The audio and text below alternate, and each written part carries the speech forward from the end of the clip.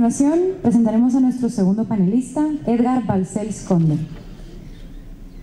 Es doctor por la Pontificia Universidad de Salamanca y cuenta con maestrías en Economía, Desarrollo y Administración Pública, otorgadas por la Universidad de Illinois en Urbana y por el Instituto Nacional de Administración Pública de la Universidad de San Carlos. Desde mediados de los años 80 ha estado trabajando en temas relacionados con el desarrollo económico y social y las políticas sociales, habiendo sido el primer director del proyecto Flaxo Guatemala y fundador de la sede en Guatemala. Ha fungido en puestos públicos como gerente e interventor de Ferrocarriles de Guatemala, FEGUA, subsecretario de la Secretaría de Planificación y Programación de la Presidencia, CGPLAN, y presidente del Crédito Hipotecario Nacional, CHN. También fue director por Guatemala del Banco Centroamericano de la Integración Económica, BCIE. Ha sido catedrático de Economía en varias universidades, consultor de organismos como la Comisión Económica para América Latina y el Caribe, CEPAL, y el Programa de las Naciones Unidas para el Desarrollo, PNUD, así como representante del Congreso de la República ante la Junta Monetaria. Fue ministro de Finanzas Públicas entre junio y diciembre del 2010.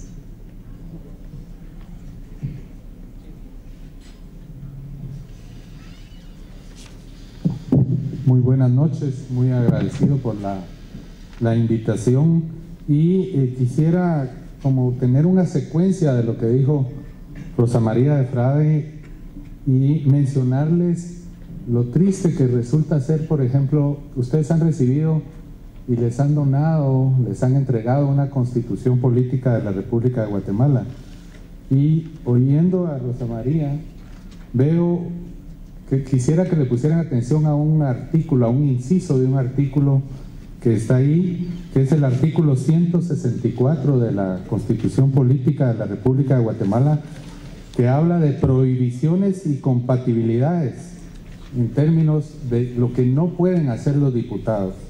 Y hay un inciso, un literal B ahí, que dice: no pueden ser diputados los que sean contratistas de obras o empresas públicas que se costeen con fondos del Estado o del municipio, sus fiadores y los que de resultas de tales obras o empresas tengan pendientes reclamaciones de interés propio.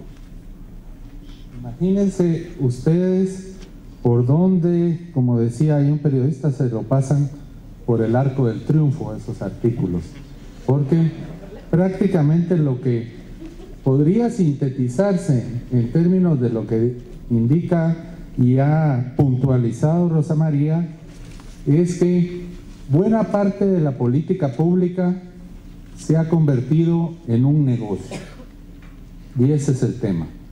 Es por ello que los guatemaltecos debemos, así como le ponemos importancia al manejo de dinero en nuestra casa, lo que nosotros le llamamos las finanzas personales, tenemos que ponerle una atención muy especial al dinero público, precisamente porque todas las motivaciones que ha indicado Rosa María con tan abundantes ejemplos son puramente negocios.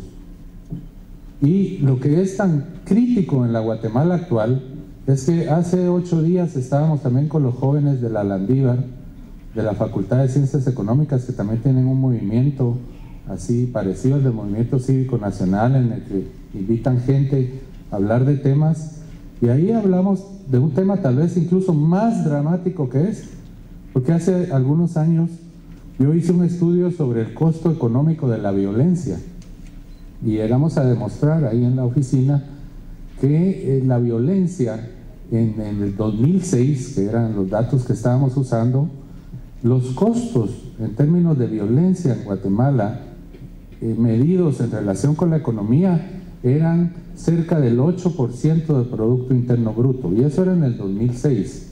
Imagínense ahora cuántos serán esos costos. Pero desde ese tiempo me decían los analistas, los expertos, e incluso hace 8 días lo mencionó don Eugenio Bosch, con quien tuve el gusto de compartir en la mesa, que hay que ver el otro lado de la violencia. Y es claro de que la violencia es también un negocio. hay mafias alrededor de la violencia, hay una serie de negocios que tienen que ver con la economía subterránea. Y paradójicamente hay una interrelación entre lo que dice Rosa María y este tema.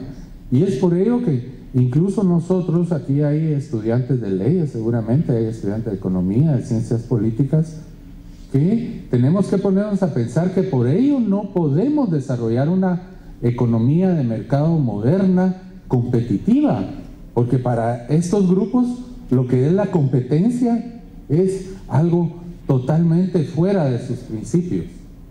Y precisamente la economía de mercado se basa en los esquemas de competencia. Entonces es un tema muy dramático lo que estamos platicando aquí, porque aquí lo que estamos hablando es propiamente de negocios.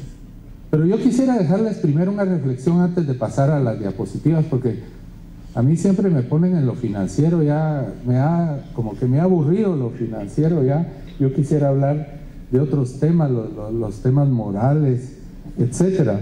Y precisamente es importante tener presente todos estos esquemas que tienen que ver con el marco moral en el que se está desenvolviendo la sociedad guatemalteca. Yo creo que hay una interrelación más amplia en los esquemas, para no puramente los aspectos puntuales que vamos a ver, sino también lo que es la cultura nuestra y la cultura institucional que debemos forjar, o sea, lo que se llama en términos de acción positiva. Yo quisiera contarles inicialmente que mi experiencia con el Congreso y lo que yo voy a hablar aquí no tiene que ver con la institución Congreso. Yo entré al Congreso en un programa que recuerdo mucho, porque fue un programa después, y para los que son jóvenes quiero contarles de que ya hubo una depuración de cerca de 60 congresistas, y eso es lo que debería haber ahora, y esa es mi propuesta que yo haría si fuera analista político, que los analistas políticos ahora se cuidan mucho, están alrededor de los partidos y los entrevista Juan Luis Font ahí, no dicen más, andan haciendo sus bamboleos y no se dicen las cosas. Pero aquí lo que debería haber es una depuración como la que hubo en el 93-94. Y hubo una depuración en ese momento, fue una época histórica. Incluso recuerdo una reunión en el Hotel Conquistador que fue parecida a esta, donde se habló, estaba Marta Altolaguirre, Jorge Briz y una serie de líderes, y de donde salió precisamente la nominación de Ramiro de León Carpio, en paz descanse, y la propia depuración del Congreso de la República. Y a partir de ahí hubieron una serie de países amigos que comenzaron a apoyar la institucionalidad guatemalteca. Y en el año 97-98, por iniciativa de un abogado ya fallecido, don Rubén Contreras Ortiz, me llamó a formar parte del equipo técnico de apoyo al programa de consolidación institucional del organismo legislativo. Era un programa ejecutado por la Universidad de Austin, Texas, con apoyo del AID, un programa precioso porque afortunadamente para mí en esta pasantía que tuve en el Ministerio de Finanzas, todo el tiempo que fui al Congreso me encontré a muchos de los jóvenes que se educaron en ese programa. Lastimosamente, incluso estando Jorge Méndez Bruger y luego el FRG fueron muy celosos del programa, y en lo que consistía era en formar jóvenes para inicialmente apoyar en iniciativas de leyes.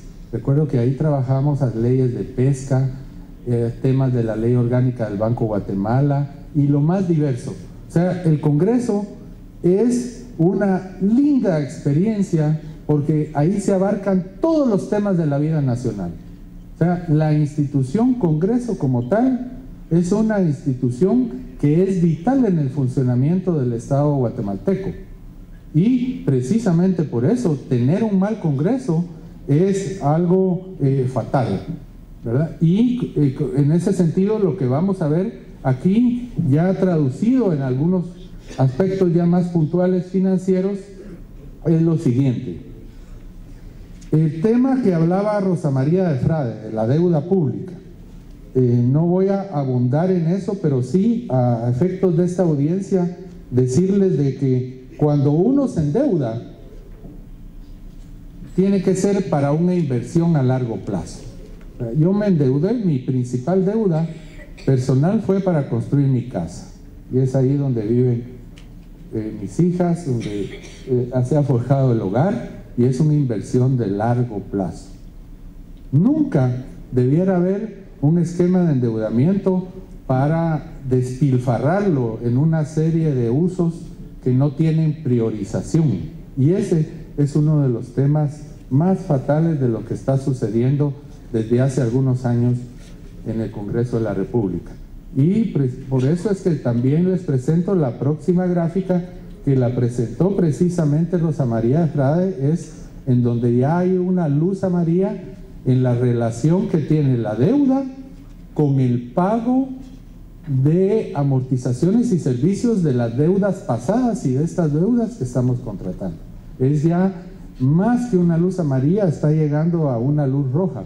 Pero no es solo ese punto el que quisiera mencionar, sino es precisamente el punto de ¿para qué nos endeudamos?, que es lo más dramático. Debiera haber una estructura en materia de un esquema de priorizaciones de gasto a nivel colectivo, en donde con participación y la búsqueda de consensos de sociedad civil, etcétera, se diga, bueno, vamos a adquirir una fuente de financiamiento adicional a recursos propios para que nos endeudemos y poder llevar a cabo una serie de proyectos de naturaleza colectiva que son fundamentales para el desarrollo nacional.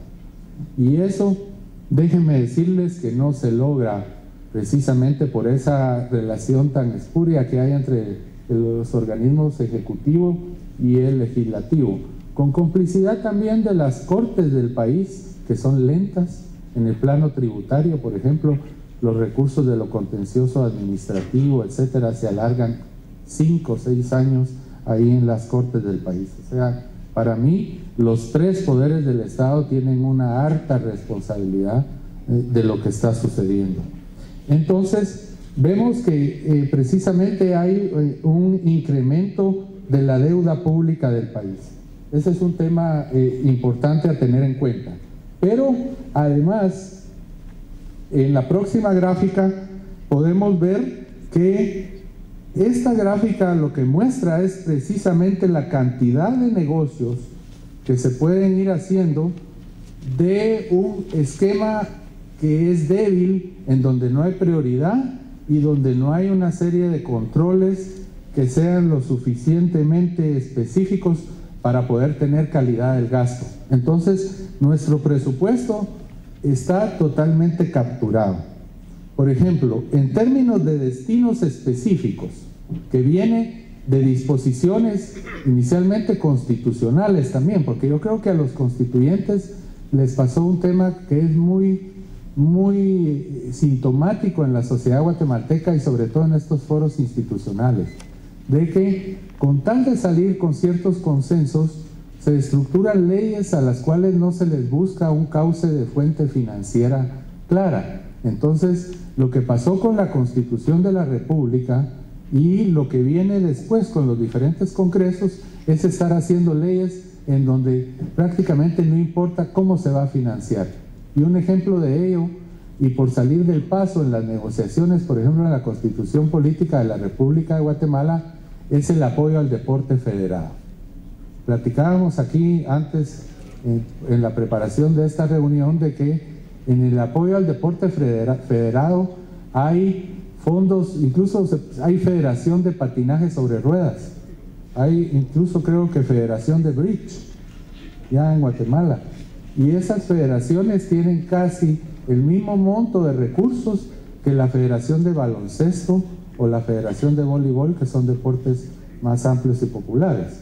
O sea, se ha ido con tal de quedar bien con múltiples sectores de la población, haciendo un uso totalmente irresponsable de los recursos públicos. O sea, como sin ningún cálculo financiero de un principio que es claro en toda actividad familiar y doméstica también. Los recursos siempre van a ser escasos susceptibles de varios usos entre los cuales hay que optar, ¿verdad? Pero aquí se ha hecho un destino bien irresponsable en donde hay, imagínense ustedes, en el presupuesto general de la nación, el 34% de los recursos ya tienen un destino específico, y luego les daré un listado de todas las instituciones que van gozando de esos destinos, y precisamente es donde está la gran disputa de poder que hablaba Rosa María Alfaro, tipo FONAPAS, tipo COVIAL, tipo la defensa pública penal, porque la defensa pública penal y esa reelección no crean que fue gratis. Ahí hay más de 700 abogados que forman parte precisamente del colegio de abogados y de esas comisiones de postulación. Entonces hay toda una serie de instituciones en las que se están medrando alrededor de estos ingresos que ya son capturados, ya están legalizados esos gastos. Además, precisamente porque es una dinámica del gasto muy importante cada año, entonces se recurre cada vez más al endeudamiento de una forma irresponsable. En la parte de lo que es el servicio civil guatemalteco, se van creando una serie de instituciones paralelas, pero en los mismos ministerios va quedando un gran grupo de empleados operativos. Y déjenme contarles que el fondo de clases pasivas del Estado, que es el fondo de jubilaciones, en donde algunos de nosotros habíamos estado trabajando desde hace más de 10 años en lo que es la reforma del sistema de pensiones guatemalteco. Como ustedes saben, por ejemplo, en países como Perú y Chile, la reforma previsional es la que se ha incorporado una serie de recursos para ejecutar proyectos, para incorporarlos al desarrollo y a los esquemas de financiamiento del desarrollo. Aquí simplemente no se ha hecho nada con eso y tenemos un régimen de servicio civil pésimo, e incluso un régimen de servicio civil que no es amplio para la totalidad de entidades descentralizadas. Entonces cada entidad descentralizada, léase la Universidad de San Carlos, léase las mismas municipalidades, tiene sus propios regímenes de personal y regímenes de servicio civil. E incluso dentro del Estado, precisamente como no hay un esquema de negociación claro, viene ahora Joviel Acevedo y simplemente firma un acuerdo con la primera ministra de Educación que estuvo y con el segundo también lo reconsolida y se constituyen una serie de acuerdos que rebasan totalmente la capacidad financiera del presupuesto y de presupuestos hasta dentro de 5 o 6 años después. Y aparte es un fondo que está quebrado. Entonces, de los ingresos que se denominan no tributarios, más de 2.500 quetzales tienen que ser aportados por el Estado, porque el fondo de clases pasivas que ejecuta al año o requiere al año más de 3.000 millones de quetzales, únicamente los trabajadores contribuyen con 1.000 millones de quetzales. O sea, tenemos otro gran problema ahí con las clases pasivas, porque dejar de pagar jubilaciones, etcétera, sería fatal. Solo déjenme contarles también que una de dentro del montón de citaciones que yo tuve al Congreso, porque a veces llegaban incluso 4 o 5 citaciones al día, venían citaciones, por ejemplo, con el Instituto de Previsión Militar, que está aparte de este fondo de clases pasivas, pero que tiene otro problema similar. El Instituto de Previsión Militar, incluso por los mismos desfalcos que se ocasionaron en el Banco del Ejército y con el mismo instituto, quedó desfinanciado. Entonces ahí tenemos también otro problema en términos de los recursos humanos. Pero aparte hay otros aportes, que son aportes institucionales, y hay una serie de aportes tan ridículos como uno que yo recuerdo, que el Congreso en una oportunidad le dio 10 millones de quetzales a Fundavien para salir del paso de Fundavien, y le dio un cheque sin fondos y salieron con el gran cheque ahí retratado, pero estaba sin fondos. Sin embargo, los diputados y las comisiones, por quedar bien, porque también hay un sector social que está ahí presionando, viene y entra ya como un aporte institucional. Y como se dio un primer año, todos los años, entonces ya ya es algo como una conquista laboral de los trabajadores. Y así ha pasado con múltiples instituciones, los bomberos, por ejemplo, todo el cuerpo de bomberos departamentales, los bomberos municipales, los bomberos voluntarios, tienen una serie de conquistas en donde van conquistando un pedazo del presupuesto, y como decían en México hace algunos años, el que no vive del presupuesto vive en el error. Entonces aquí sucede algo parecido, ¿verdad? Tiene que ser la captura del presupuesto a como dé lugar. Tenemos también el tema de las remuneraciones. Como no hay una serie de disposiciones laborales y hay una Oficina Nacional de Servicio Civil muy débil, el esquema de las remuneraciones se ha ido agrandando gracias a pactos colectivos. Tan solo el año pasado, el Congreso de la República tenía una necesidad de 58 millones de quetzales adicionales por un pacto colectivo que se firmó hace ciertos años, en el cual se decreta que los trabajadores del Congreso tienen que ir teniendo un aumento de 10% anual, todos los trabajadores del Congreso. Y eso no es, aun cuando no esté presupuestado, se establecen negociaciones sin la contraparte del soporte financiero. Luego se tiene inversión física, que es lo que más nos interesa. O sea, se supone que el endeudamiento, todos los países civilizados a lo que lo están dirigiendo, y es por eso que hay que trabajar mucho, por ejemplo, en esta ley de participación público-privada, lo están dirigiendo a inversión física. Y el mismo movimiento aquí cívico ha estado insistiendo en que tiene que ser salud, educación, seguridad e inversión física. El tema de la inversión es fundamental, sobre todo teniendo en cuenta los problemas ambientales que hemos estado teniendo en esta sociedad de riesgo. Sin embargo, nos queda únicamente 8%. O sea, todo lo demás está comprometido. Yo lo comparo esto como a una familia que tiene una casa y le dicen en la casa, bueno, usted tiene dinero para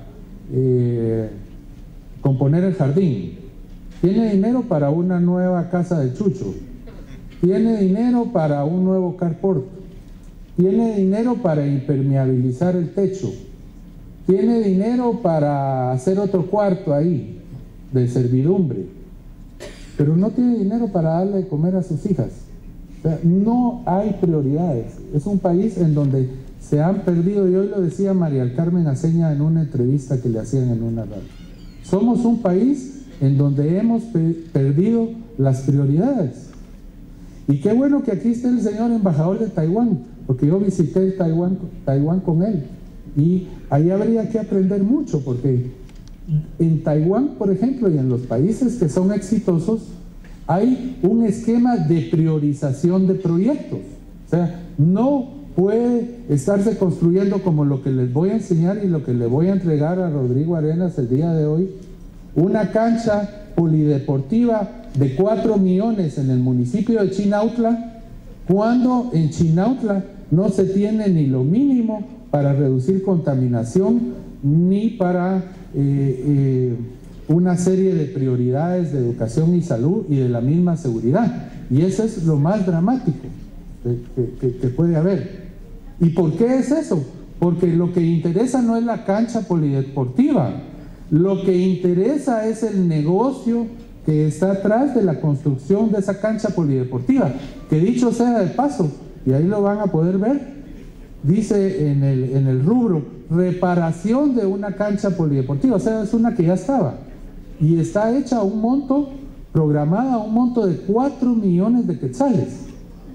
Imagínense, es algo así como que fuera, es mucho más cara que las de Futeca, una cancha polideportiva en un cantón en Chinautla.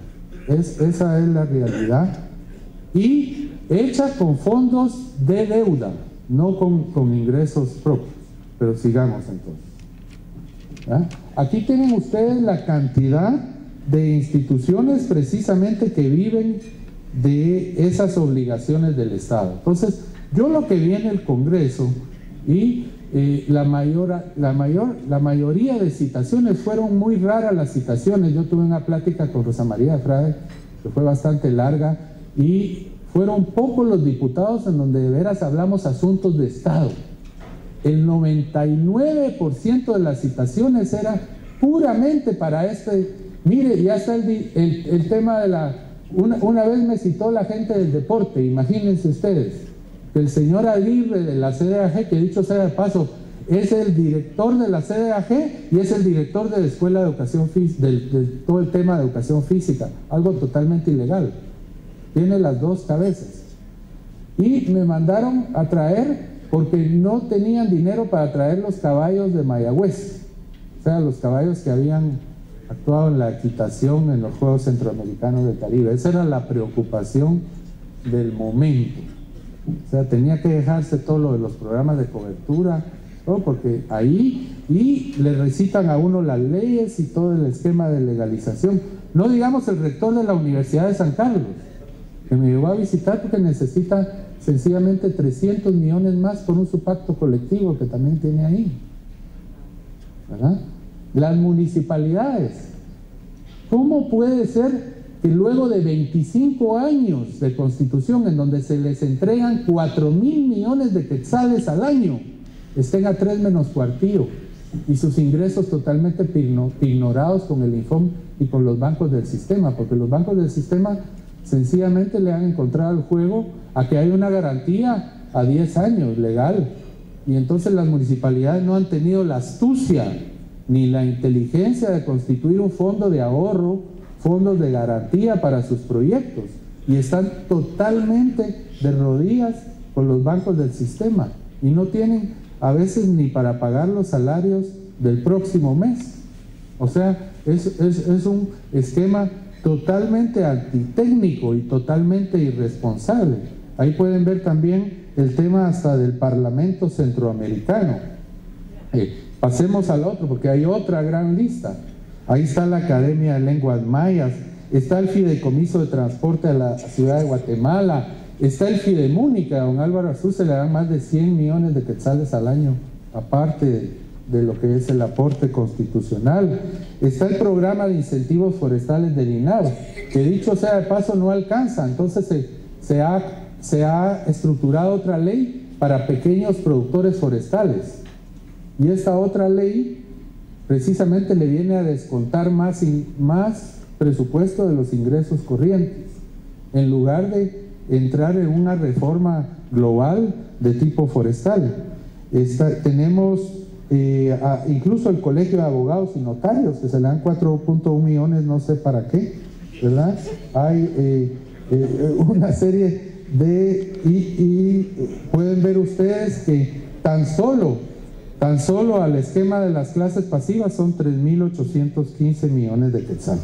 Pero como ya va a la luz, ahí ya solo quisiera hablar lo último. Pasemos, por favor. Aquí tenemos, ¿puede regresar? Ok. ¿Qué es lo que quiero yo mostrarles de cómo lo veo yo y cómo lo ve algún técnico que tenga 2 dedos de frente en las cosas que están haciendo en el Congreso? Y es lo que se está haciendo ahorita, que no se han aprobado los préstamos, porque ahorita el presupuesto está desfinanciado. Y estos bonos se aprobaron el año pasado alrededor del mes de mayo, porque el presupuesto necesita financiarse con bonos.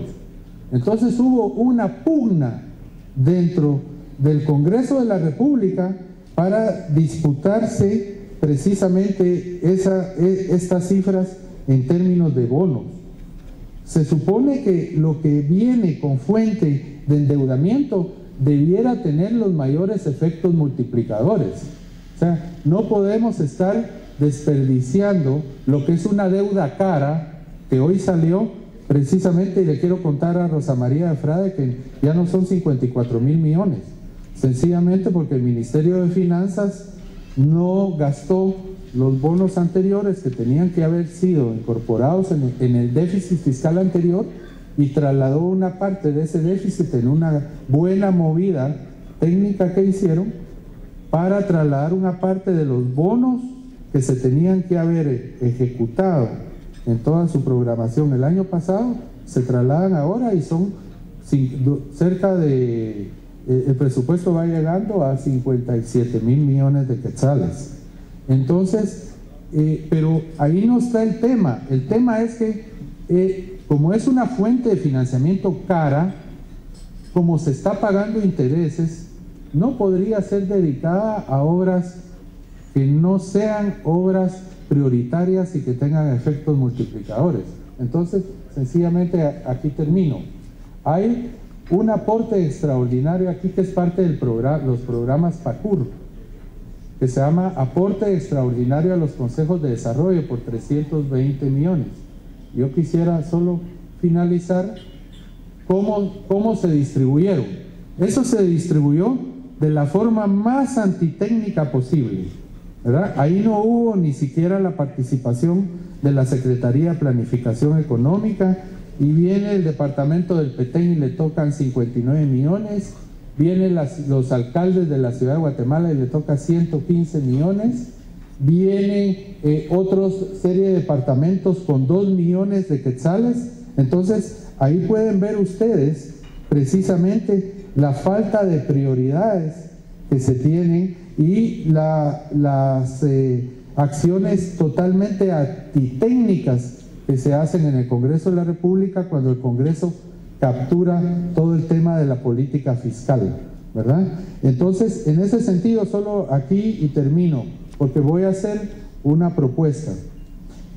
De esos, la distribución fue así: 115 millones distribuidos en obras municipales, caminos vecinales, energía eléctrica, agua, saneamiento ambiental, construcciones escolares. Chinautla tiene, por ejemplo, 15 millones, es decir, más que Mixco, porque eso se distribuye con los alcaldes. Mixco tiene 8. Los proyectos de Chinautla son reconstrucción de cancha deportiva en Colonia Tierra Nueva.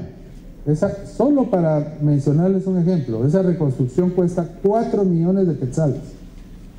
Reconstrucción de cancha deportiva Colonia Santa Luisa. Construcción de instalaciones deportivas en áreas urbanas de Chinautla. Entonces, el tema que quiero mencionar es, eso ha sido hecho con recursos caros, que pagan interés y que van a ser amortizados en 15 años. ¿Creen ustedes que las cosas deben seguirse haciendo así? Y como propuesta, entonces,